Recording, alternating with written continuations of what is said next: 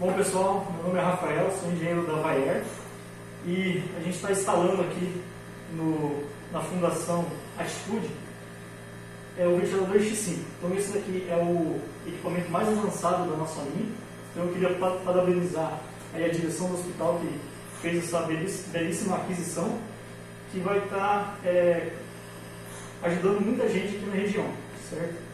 Então a gente está fazendo esse trabalho também de capacitação da equipe e a gente vai estar promovendo aí esse ganho, né, na qualidade da saúde dos moradores aqui da cidade.